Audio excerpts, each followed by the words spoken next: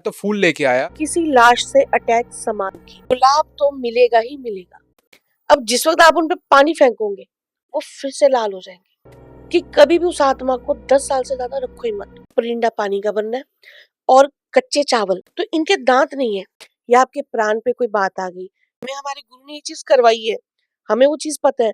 अगर आपको सिर्फ धन चाहिए, जैसे आप भर के उसको रखेंगे इतने में वो खत्म हो जाएगी और वो एक बड़े भयानक फेस में आ जाते हैं। अब मान लीजिए किसी का सूर्य बिल्कुल क्षीण है तो वो व्यक्ति दिमागी तौर से थोड़ा कमजोर होगा। तो मतलब मैंने फूल तो मैं लेके, मान लो कोई कर रहा है तो फूल लेके आया, तो फिर मतलब उसमें वो बॉडी फिर कैसे बनाएगा जिसमें रस्सी लपेटा जाता? कोई फूस का ही सारा अच्छा, रहेगा। फूस का ही रहेगा। आप उसमें कफन की जगह सफेद रंग के कपड़े से उसको लपेट सकते हैं। लाश तो उसको एक तरह से वुडू डॉल की तरह तो उसको आपको प्रिपेयर करना ही पड़ेगा। लेकिन अब बात आती है किसी लाश से अटैच सामान की, जो कि है फूल। फूल देखो, फूल का भी एक कॉन्सेप्ट है कि फूल देवताओं को भी चढ़ते हैं, फूल अर्थी पे भी चढ़ जाते हैं। फूल दुनिया की हर अच्छी और बुरी जगह पे चढ़ेंगे। क्यों? क्योंकि उनके अंदर इस तरह का एलिमेंट होता है कि अपने आसपास के एनवायरनमेंट की एनर्जी को सोख करके अपने अंदर से खुशबू को छोड़ना।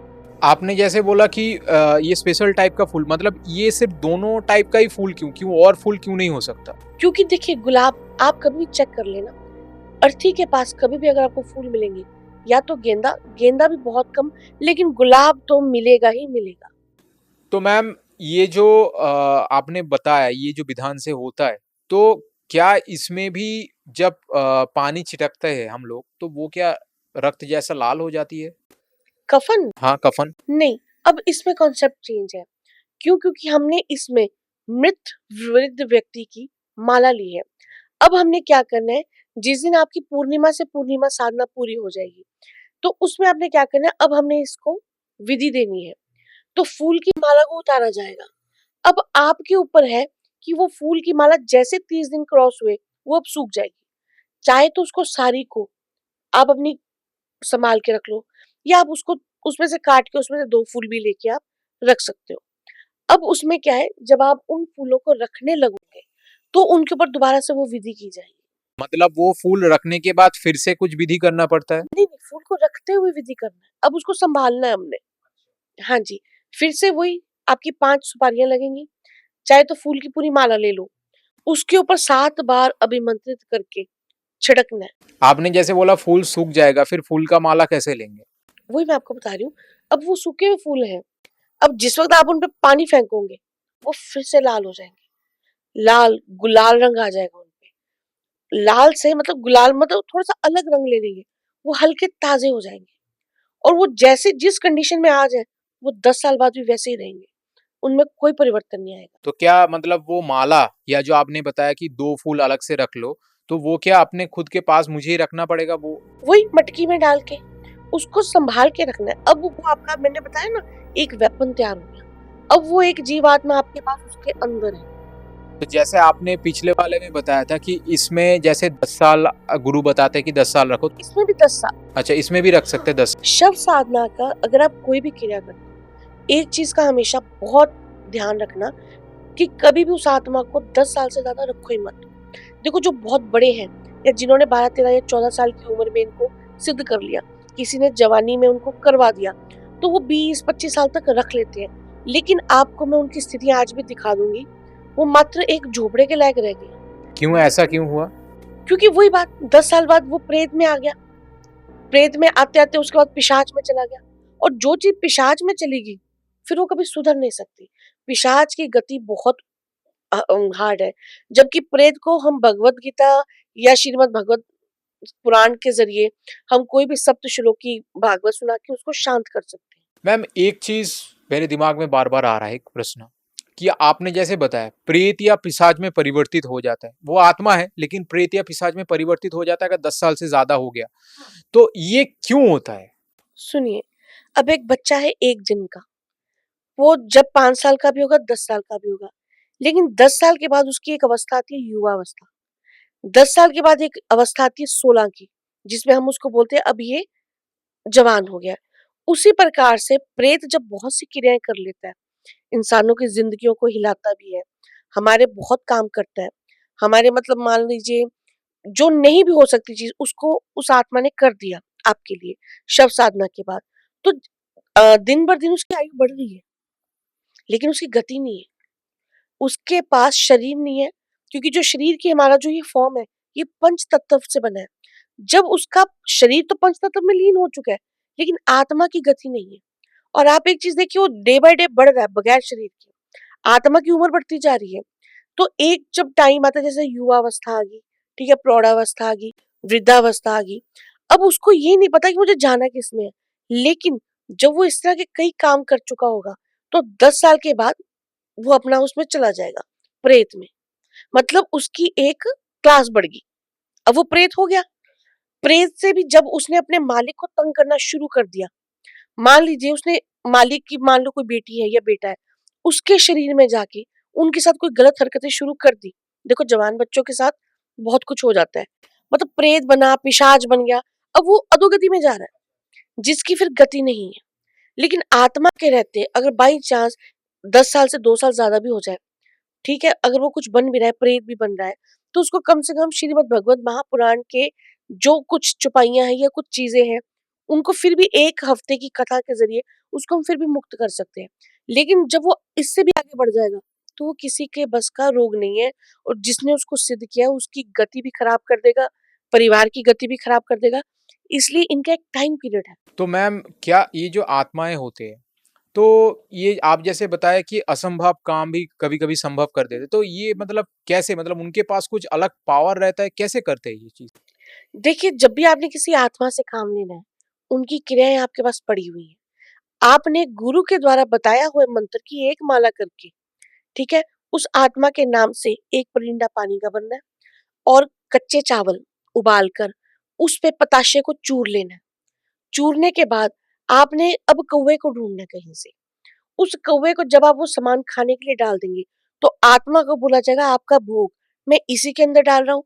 और प्रेत राज सरकार का जो वाहन है, जितने भी पितर लोग से हमारे पितरीय एंटिटीज जो भी आती हैं, वो कौवे के अंदर आत्मा बन के आती है और अपना भोग लेती है और चली जाती है।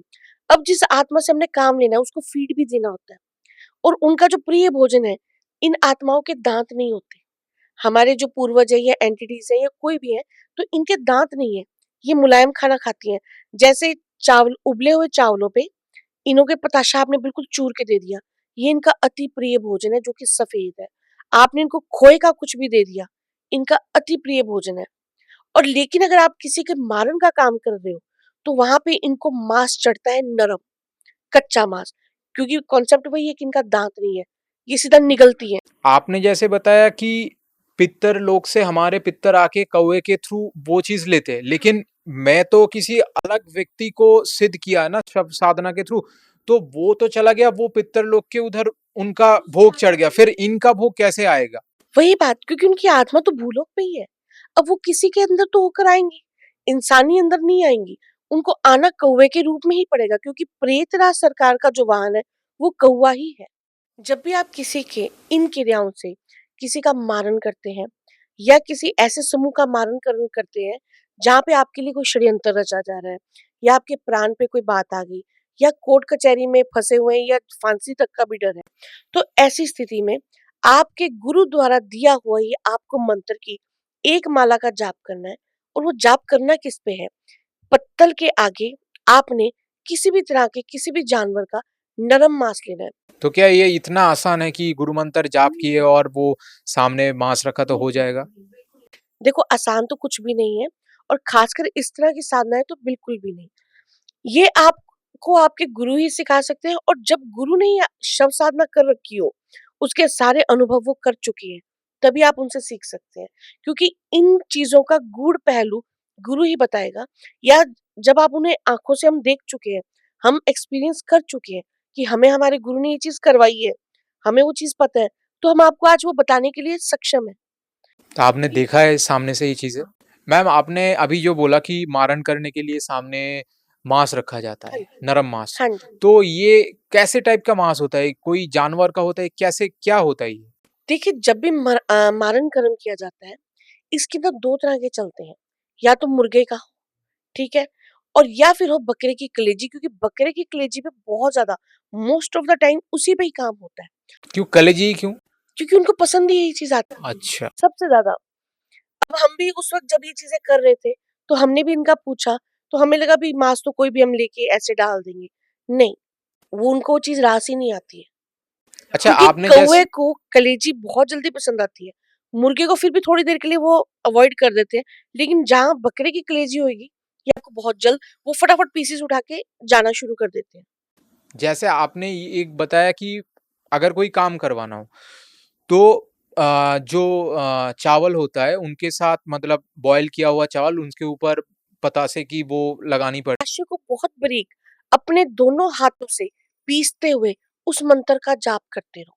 तो फिर अगर उसमें पतासे और बॉयल चावल लगता है, तो इसमें मारन करने के लिए मांस क्यों लगता है? क्योंकि देखिए मारन में क्या होता है, अब उस आत्मा को ताकत चाहिए और ताकत देखिए ये तामसिक क्रिया आ गई। अगर आपको सिर्फ धन चाहिए तो आप चावल और पताशे का कीजिए क्योंकि इससे लक्ष्मी का आकर्षण है। और अगर आपको किसी का मोहन करना है तो आपको चावलों के अंदर ही शहद को डालना होगा। और जब आपको किसी बड़े अधिकारी से काम करवाना है तो उन्हीं चावलों के अंदर बूरा खांड आती है। बूरा खांड जितनी बूरा खांड उतना ही देसी घी मिक्स करके डाल के देना है।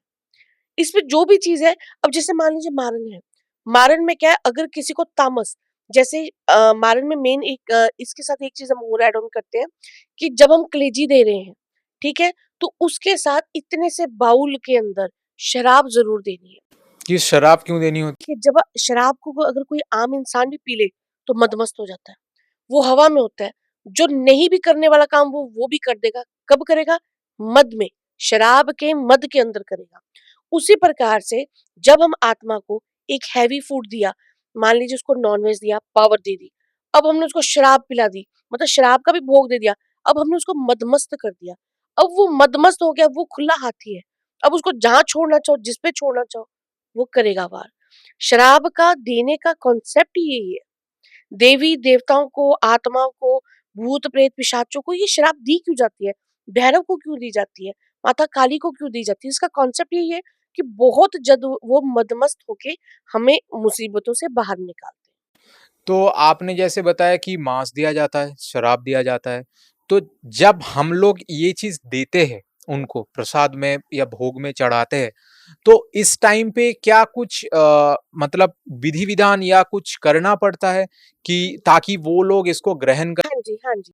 इसमें क्या होता है, अगर मान लीजिए शहर के आस-पास कौओं की व्यवस्था है, तो आप जिस वक़्त घर से जाने लगे हैं सामान लेके, अगर देखिए चावल और पताशे आप घर से करके लेके जा रहे हैं, इसको लेके पत्तल पे लेके जाना, पत्तल पे, क्योंकि आत्मा को भोग उसी में पसंद आता है। पत्तल पे आप डाल के सारा कुछ लेके जा रहे हैं, उसको जिस वक़्त लेके जाना है तो आपने अपने हाथ से जो पानी की चूल है, 3 बार जो हम छोड़ते हैं, वो गुरु मंत्र से ही छोड़नी है। छोड़ने के बाद पहले तो आपने करनी है 108 उस पे जाप, फिर गुरु मंत्र से उसको चूल करके आप घर से लेके जाएँगे। लेकिन अगर आप मांस और शराब लेके जा रहे हैं, तो माला तो उसपे पड़ ली, बंधे हुए मांस पे और शराब पे पड़ ली। लेकिन जब आप जा रहे हैं उस साइड पे कौवों को या डालने के लिए, तो मांस आपने वहाँ खोलना है, घर से रेडी करके नहीं लेके जाना। घर से केवल आप एक माला का जाप करके और संकल्प करके जा रहे हैं कि ये माला का जाप मैं इसलिए कर रहा हूँ कि मुझे अब इस शत्रु के मारन का कर्म करना है। और जप लिया उसके बाद आपने कहना है कि अब मैं ये भोग प्रेतों को देने जा रहा हूँ।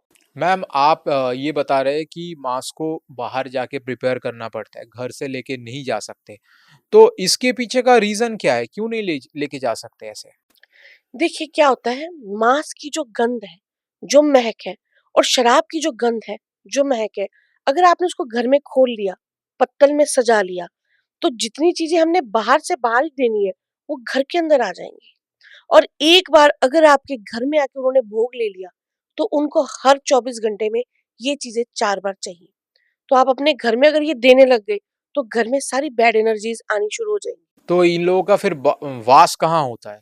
देखिए इनका जो मेन वास है, जब मारने के लिए या किसी भी बड़ी चीज़ के लिए हम इन्हें भोग देने घर से बाहर जाते हैं, तो इनका वास होता है या तो शमशान शमशान घाट की छतें और या फिर सुनसान एरिया के बड़े-बड़े जो पेड़ होते हैं, ये वहाँ पर गिद्ध भी मिल जाएँगे।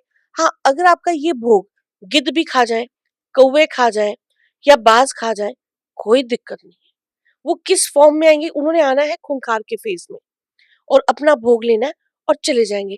आप जैसे ही रखेंगे जमीन पे, रखने से पहले तो सामान ही ले जाएंगे। आप अपने हाथ पैर बचाए, नहीं तो पंजा वंजा वो वहीं मार देंगे। तो आप मैम ये भी बता रहे थे इसमें कि माला करनी होती है। हाँ जी। तो इसमें जैसे आपने पहले ये मेंशन किया था कि हकीक की माला या हड्डी का हड्डी माला, की तो माला, हाँ इसमें जी। कौन से माला लगता है? देखिए इसमें कॉन्सेप्ट वही चलेगा, चाहे तो आप काले हकीक की माला लीजिए, चाहे आप हड्डी की बना लीजिए, ठीक है? पर पढ़नी आपको 108 बार है। इस क्रिया से पहले हाथ में पानी लेके, संकल्प लेके कि मैं मेरे गुरु द्वारा प्रदत्त मंत्र की एक माला का जाप कर रहा हूँ, इस मनोकामना के लिए या इस अमुक व्यक्ति के मारने के लिए। और उसके लिए मैं सारा भोग अभी वहां पे जाके देकर आऊंगा। मेरा कार्य आने वाले 7 दिनों तक या अमावस की रात तक हो जाए।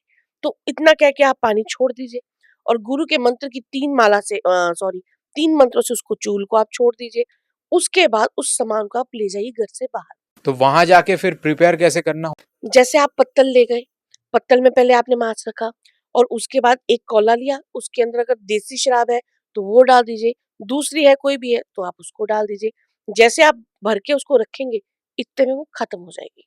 भले ही वो शराब को पिए ना पिए, लेकिन जो उनकी गंध है वो उस पूरे वातावरण में फैल जाएगी। तो क्या शराब का जो प्याला होता है, जो होता है, वो क्या मतलब वो जैसे हमने बोला गीदड़ या कौवा होता है, वो क्या वो पीते हैं, ये कैसे खत्म होता है? देखिए क्या है, जो कौवे होते हैं वो शराब को पीते नहीं, लेकिन उसमें अपनी चोंच जरूर डालेंगे। और जो गिद्ध है वो सिर्फ उसकी महक लेके पीछे हो जाएंगे।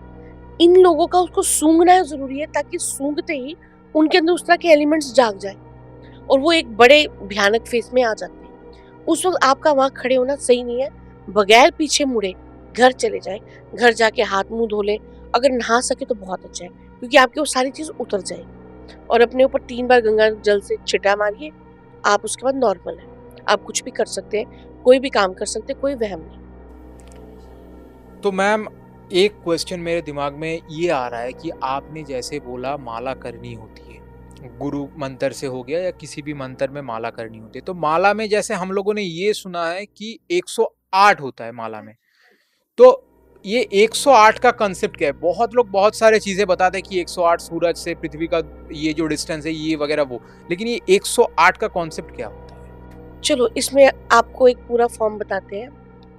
8 अंक किसका है? न्यूमरोलॉजी के अकॉर्डिंग 8 अंक है शनि का और 1 अंक है सूर्य का। आप इस चीज को मानते हो? लेकिन जब हम इसको प्लस कर देंगे, 8 और 1 9, 9 हो गया। अब आप 108 का हाफ करो तो आ गया 54, 54 का हाफ कर दो आ गया 27, 27 हमारे नक्षत्र हैं, ठीक है? 108, 8 प्लस 1 9, 9 हमारे ग्रह हैं। जिसके 9 ग्रह 27 नक्षत्र हाथ में है, कलयुग उसके हाथ में है। रावण जी ने 9 ग्रहों को 27 नक्षत्रों को पैरों के नीचे डाल रखा था, तब तक उन्हें कोई हरा सका ही नहीं। तो उनको भी हराने के लिए महाशक्ति ने, महादेव ने प्रार्थना की विष्णु जी से, जाइए जन्म लीजिए, हमारी जगह भी कोई ले रहा है। तो उनको आना पड़ा। तो कॉन्सेप्ट वही आ गया 27 नक्षत्रों का। अब जैसे कलयुग का चौथा चरण है, तो 27 को 4 गुना कर लीजिए, कितना आ गया? 108 आ गया। और नवग्रहों को आपने कंट्रोल करना है। किसी भी ग्रह की अगर आपको माला करनी है, 108 ही करनी पड़ेंगे, तो आपका ग्रह ग्रह भी सही हो गया, ठीक है? तो 9 प्लस 108, इनका मतलब यही हुआ, पूरी माला ही संपूर्ण आपके हाथ में ब्रह्मांड हो गया। जैसे हम लोग जो यूट्यूब में देखते हैं, बाहर भी देखते हैं, ज्यादातर माला ये प्रचलित होता है कि रुद्राक्ष की माला होती है, ठीक है? तो आपने आज जैसे बोला काले हकीक की माला हो गया, फिर हड्डी का माला हो गया, तो ऐसे कितने टाइप के माला होते हैं और क्यों, मतलब ये डिफरेंट टाइप का माला क्यों आते हैं? देखिए मालाएं हर साधना के अकॉर्डिंग मालाएं हैं। अगर आप नवग्रहों का जाप कर रहे हैं तो उसमें रुद्राक्ष भी चल जाएगा। लेकिन लक्ष्मी का जाप कर रहे हो तो माला कमल गट्टे की या फिर होनी चाहिए चांदी की, ठीक है? उसके अंदर और भी काफी आप एलिमेंट्स डाल सकते हो, लाल चंदन की भी आप माला डाल सकते हो, ठीक है? उसी तरह से जब हमको कोई काली चीजों में आ जाता है, काली शक्तियां, जैसे शव साधना है, ये अपने अंदर महाकाल या काल को सिद्ध करना है। शव क्या हुआ? काल की अधोगति में चला गया। अब उस जो काल की अधोगति में जो जा चुकी है आत्मा, उसको बुलाना है। वो कैसे आएगी? काली चीज से। काला हकीक अपने आप में बहुत ज्यादा पावरफुल है, ठीक है? और हड्डी, अब हड्डी भी क्या चीज है? हड्डी जो जिसकी आत्मा अकाल में जा चुकी है, मरे हुए शव से हड्डी निकालकर जब आप उसकी माला गूंथते हो तो वो अपने आप में पावरफुल है। मैडम आपने ये बताया कि 108 माला, ठीक है, और उसका हाफ हो गया 54, उसका हाफ हो गया 27। तो जैसे हम लोग 108 का जाप करते हैं तो फिर हम तो 27 या 54 का भी जाप कर सकते हैं, इसमें क्या दिक्कत है? तो कलयुग में फिर वो पूर्ण नहीं है ना। अच्छा, कलयुग में ये फिर कैसे? सतयुग में चीज पूर्ण हो सकती थी, अच्छा, क्योंकि जो शिव जी यहाँ पे बांधते हैं वो 27 मन के हैं, जो यहाँ पहनते हैं वो भी 27 मन के हैं, लेकिन शिव जी को चारों कालों का ज्ञान है, इसलिए माला उन्होंने अंत की गति तक के लिए 108 ही प्रमाणित की है। तो जैसे सतयुग में आप बोल रहे हो 27 हो गया, हाँ फिर जी, 54, तो है तो सतयुग, 4 युग। त्रेता, हाँ, द्वापर, कलयुग। कली। तो अब कलयुग का चौथा फॉर्म चल रहा है तो 4 युग में हम लोगों ने तीनों कॉन्सेप्ट देखा कि 27, 54, 108। तो पूरा। इसमें से और क्या, मतलब बीच में कोई और कॉन्सेप्ट, मतलब कोई और माला का संख्या आता है? क्योंकि युग हो गया आपका 4, माला का संख्या आप जो कॉम्बिनेशन बोल रहे हो वो हो गया 3। तो इसमें क्या और भी माला का कंसेप्ट आता है? नहीं, क्योंकि शुरू से ही इनके साथ ये चीजें जुड़ती आई हैं, तो इसलिए बेटर वही 108 प्लस 9, नवग्रह, 27 नक्षत्र। जिसके नवग्रह हाथ में है, 27 नक्षत्र सही है, कुछ भी कर सकता है, कुछ भी। मैम आप जैसे अभी बताया कि नवग्रहों हमारे हाथ में हो गया, तो क्या नवग्रह का भी कोई साधना होता है? क्या होता है? नवग्रहों का भी कोई माला जप होता है? हाँ जी, तो बिल्कुल। मतलब कैसे होता है ये फिर? कैसे, थोड़ा एक्सप्लेन करिए आप। हाँ जी, जिस प्रकार से मान लीजिए कुंडली बनवाई जाती है, कुंडली में आपके ग्रहों को देखा जाता है। अब मान लीजिए किसी का सूर्य बिल्कुल क्षीण है, तो वो व्यक्ति दिमागी तौर से थोड़ा कमजोर होगा, हड्डी की उसको दिक्कत जरूर होगी और उसको सरकारी नौकरी लग ही नहीं सकती। तो इस दौरान सूर्य नारायण के उन्हें वैदिक बीज मंत्रों का हम जाप करवाते हैं। जाप के बाद हवन, हवन के बाद तर्पण, तर्पण के बाद मार्जन। तो उन उसकी कुंडली में सूर्य अति बलवान हो जाते हैं। अब ऐसी स्थिति में वो व्यक्ति बड़ा सरकारी अधिकारी भी बन सकता है, अच्छे-अच्छे लेवल पे काम भी कर सकता है, वो सब कर सकता है जो वो चाहता है। लेकिन अगर उसका सूर्य सही नहीं है, तो उसको ना तो समाज में मान, प्रतिष्ठा, सम्मान कुछ नहीं मिलेगा। तो क्या ये जो आप बोल रहे हो तर्पण करना पड़ता है, फिर उसका यज्ञ करना पड़ता है, फिर जाप करना पड़ता है, तो इसमें क्या एक ही बार ज़िंदगी में एक ही एक ही बार करना है, बस। चाहे तो आप पूरे साल में या 2 साल में 9 के 9 ग्रहों को सिद्ध कर लीजिए, जिनकी कुंडलियों में मृत्यु के योग जवानी के अंदर होते हैं। उसको हम कहाँ से पकड़ते हैं? शनि से, राहु से और मंगल से। अगर कुंडली में 3 ये ग्रह खराब है, तो आप एक चीज चेक करोगे, 25 साल की एज से लेके 29 या 30 तक वो व्यक्ति जी पाएगा। उसके बाद उसकी जवानी में मृत्यु हो जाएगी। आपने बहुत बार देखा होगा कि एक्सीडेंटल केस होते हैं, जवान लड़के बिना ब्याहे मर जाते हैं, या कोई जवान बच्चे हैं, लड़के लड़कियां, सुसाइड कर ली, पेपर में वो नहीं हुआ, पास नहीं हुए तो सुसाइड, लव अफेयर हुआ, उसमें सक्सेस नहीं हुए तो सुसाइड। ये है क्या चीज? किसी का अगर मंगल खराब है तो वो एक्सीडेंट में मरेगा, और किसी का शुक्र शनि राहु से खराब है तो वो लव अफेयर के मामले में फांसी खा लेगा।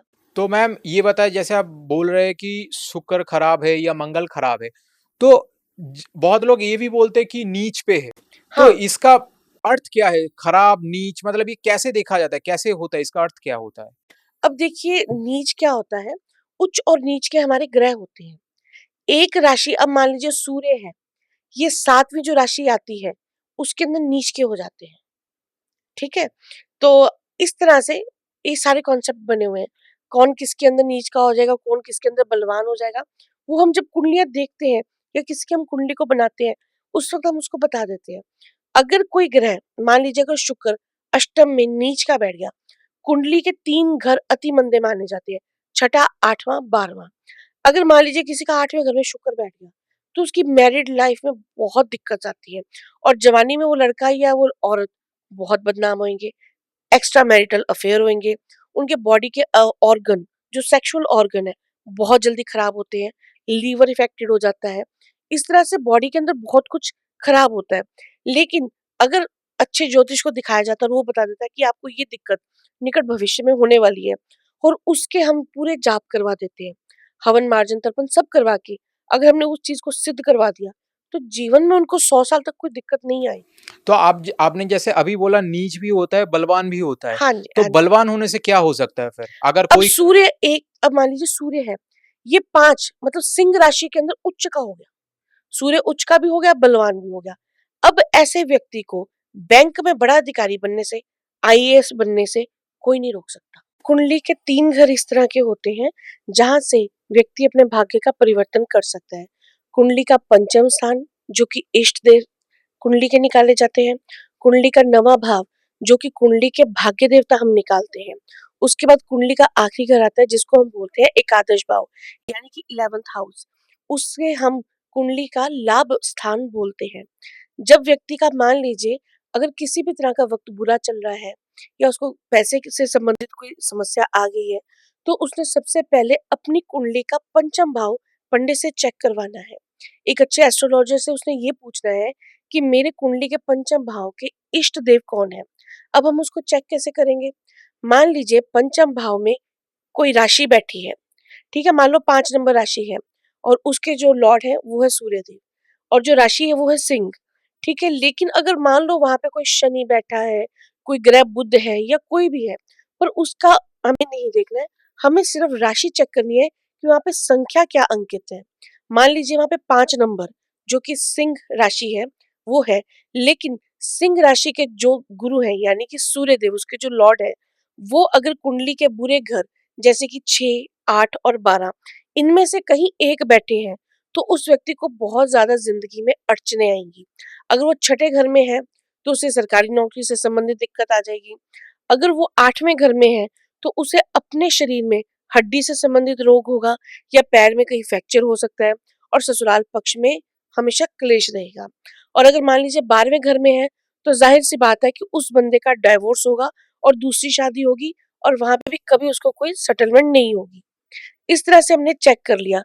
मैम एक क्वेश्चन मेरा ये सवाल है कि ये जो प्रॉब्लम्स होते हैं इसको ठीक कैसे करें? जी, जैसे मान लीजिए अब कुंडली में आपको कोई दिक्कत आ गई है, हम एक लेकर चलते हैं कि नौकरी या फिर पैसा, एक हम ये चीज लेकर चलते हैं।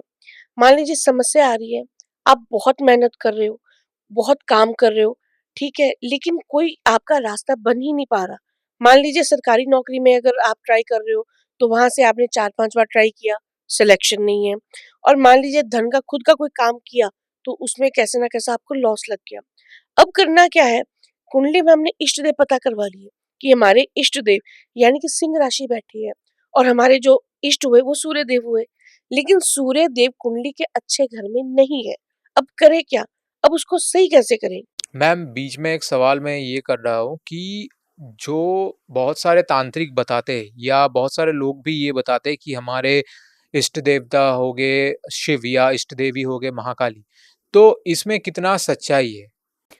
देखिए अगर आप कुंडली के अनुसार पूछ रहे हैं तो कुंडली के अनुसार तो हमने पंचम भाव में बैठी हुई राशि के अकॉर्डिंग नवग्रहों से देवताओं को पकड़ना है। मान लीजिए अब सूर्य देव की राशि सिंह है तो वहां पे आपके कौन हुए देव? इष्ट देव हुए सूर्य देव। और सूर्य देव के आगे अगर भगवान कौन है तो नारायण देव। तो इस तरह से मान लीजिए वहां पे कुंभ या मकर राशि यानी कि शनि की कोई राशि बैठ गई तो इष्ट हुए शनि देव। लेकिन कभी कभार क्या करते हैं लोग भयभीत हो जाते हैं और शनि से जो आगे आ जाते हैं जैसे भैरव आ गए, माता काली आ गई, तो वो उनको भी अपना मान लेते हैं, वो उनका सब्स्टिट्यूट है। तो एक क्वेश्चन इधर मुझे ये भी पूछना है कि बीच में क्वेश्चन ये आ रहा है, जैसे जो आपने बताया जो अड़चने आते हैं हमारे कुंडली के थ्रू की जो पैसा का संबंधी हो गया, कुछ भी दिक्कतें हो गया, तो ये बेसिकली होते ही क्यों है हमारे जीवन में? देखो कुंडली क्या है? ये हमारी एमआरआई है, हमारे पिछले जन्म का डाटा है, एक्सरा है।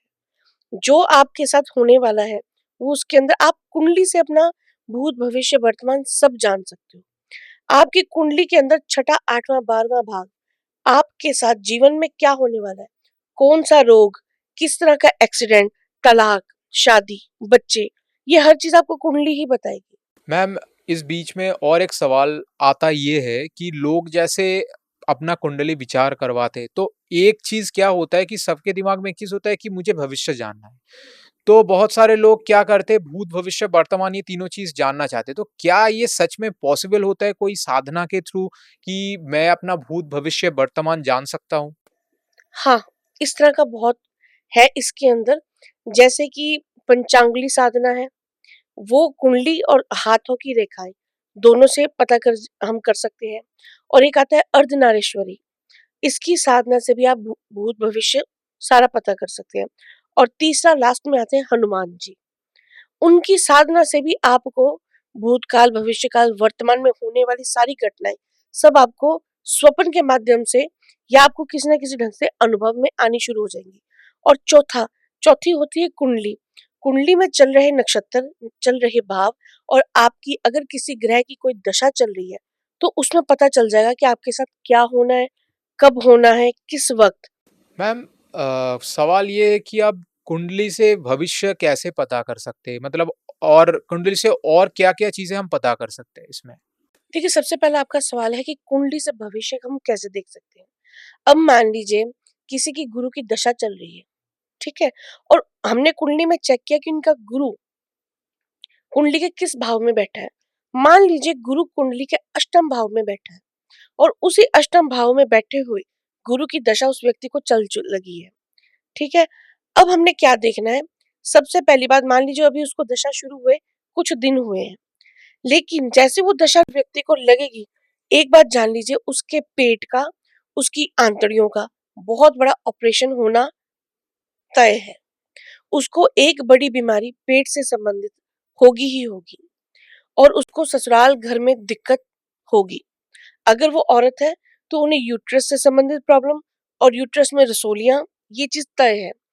और अगर मान लीजिए वो पुरुष है तो उसके पेट का किसी भी तरह का बड़ा ऑपरेशन होना तय है। तो जैसे कि बहुत सारे लोग बोलते हैं और मैंने भी ये चीज़ सुना है कि हमारा जो ह्यूमन बॉडी होता है, ये हम जो मनुष्य होते हैं, ये चलते हैं ग्रहों के थ्रू, मतलब ग्रहों का इफ़ेक्ट हमारे ऊपर पड़ता है। तो क्या मतलब इसमें कितना सच्चाई है फिर?